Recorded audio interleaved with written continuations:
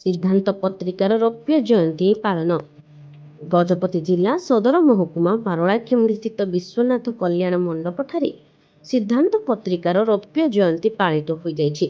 जिलार एही अग्रणी सारस्वत अनुष्ठान सिद्धांतर रौप्य जयंती उत्सव में मुख्य अतिथि भावे गजपति जिलापाल विजय कुमार दास जोग देइथिबा बेले विशिष्ट अतिथि भावे गुणपुर उपजिलापाल किरण दीप कौर सहता, ब्रह्मपुर स्थित उच्च शिक्षा विभाग आंचलिक निर्देशक स्वतंत्र अतिथि डॉक्टर सिद्धार्थ शंकर पाढ़ी, सम्मान्य अतिथि कविसूर्यनगर डॉक्टर सुरेंद्रनाथ साहू, धराकोटर डॉक्टर सुजीत कुमार पंडा मंचासीन थे।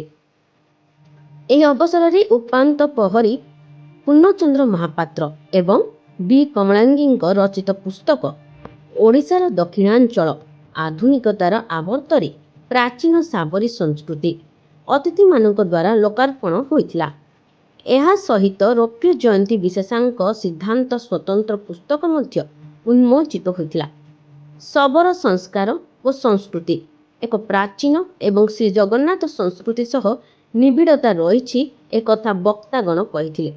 ଡକ୍ଟର ସୁରେନ୍ଦ୍ରନାଥ ସାହୁଙ୍କୁ ସିଦ୍ଧାନ୍ତ ସମ୍ମାନ ପ୍ରଦାନ କରାଯାଇଥିବା ବେଳେ ଲାବଣ୍ୟ ଶବର, ତାରିଣୀ ସେନ ଦାସ, କୃଷ୍ଣ ଶବର, ଫାଲ୍ଗୁନୀ ଶବର, ଗାୟତ୍ରୀ ଶବର, ହାରାବତୀ ଗମାଙ୍ଗ, ଅମୃତ ପାଣିଗ୍ରାହୀଙ୍କୁ ସିଦ୍ଧାନ୍ତ ପତ୍ରିକା ସମ୍ମାନ ପ୍ରଦାନ କରାଯାଇଥିଲା।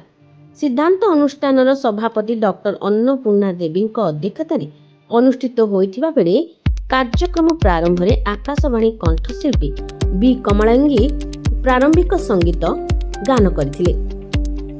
ସଭା କାର୍ଯ୍ୟ ଶେଷରେ ଅରୂପାଞ୍ଜଳି ମହାନ୍ତିଙ୍କ ସଂଯୋଜନାରେ ଓଡ଼ିଶୀ ଓ କୁଚିପୁଡ଼ି ନୃତ୍ୟ ପରିବେଷଣ କରାଯାଇଥିଲା।